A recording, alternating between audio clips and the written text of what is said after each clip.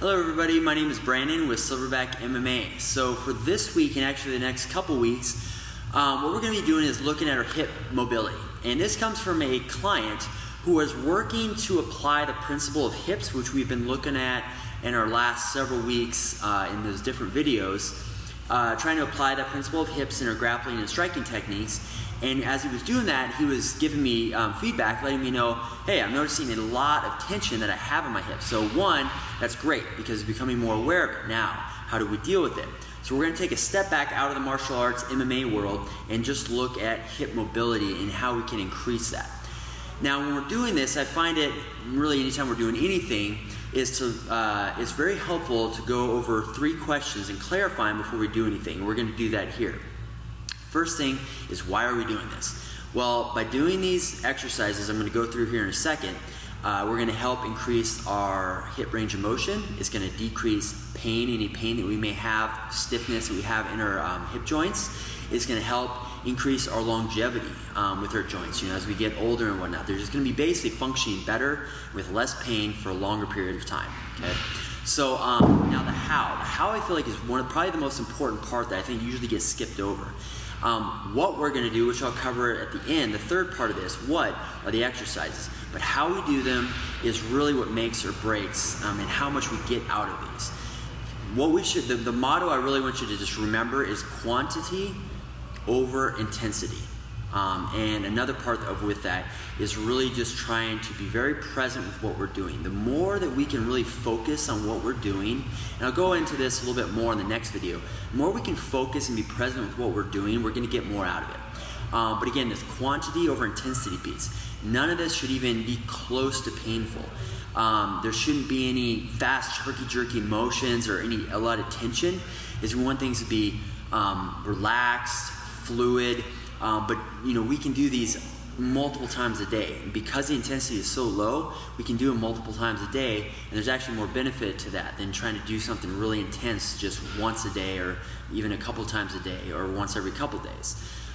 So again, try to remember for this video is quantity over intensity.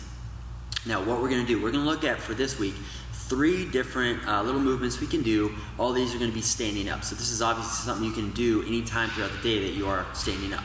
All right, so first one, and these are pretty straightforward and simple. We're going to be standing and we're going to simply do a hip circle.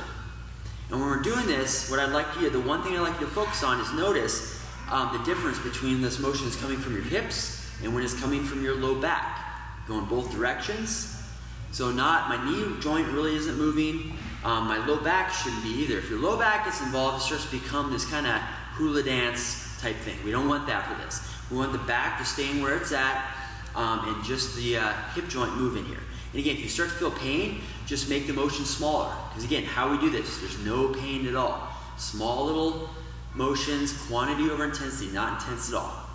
All right, number 2, we're basically now going to add a little bit more joints into this motion in a bigger motion. So all we're going to do is now we're going to lean forward, go to the side. We're just going to incorporate the knees to make a bit of a bigger motion where we're basically going to be squatting at the end here. And I'll turn to the side so you can see that from the side here. Just basically a bigger motion. But again, making sure the most important part is how we're doing this. There should be quantity over intensity. So nothing that's even close to hurting. If it feels intense, back off. If you're getting tired, back off and just be a little bit smaller and just do it where it's nice and comfortable. All right, number 3. This is probably the most challenging one. You can actually have your hand on the wall or bracing yourself, so it takes away the balance challenge a little bit more. But what you're going to simply do is balance on one leg. You can have your arms out to the side, balance on one leg. The key to this is keeping your hips and everything nice and stable as you move your leg around, so it's only the hip joint. So from here, I'm simply going to draw a circle with my leg all the way around. And then go in both directions. And as you're doing that, notice my hips are trying to stay as level and as still as possible. I'm not, bending around like this, because that's incorporating different joints. So from the side, on the other side, again, just bring it up, out to the side, back as much as we can, and up, other direction.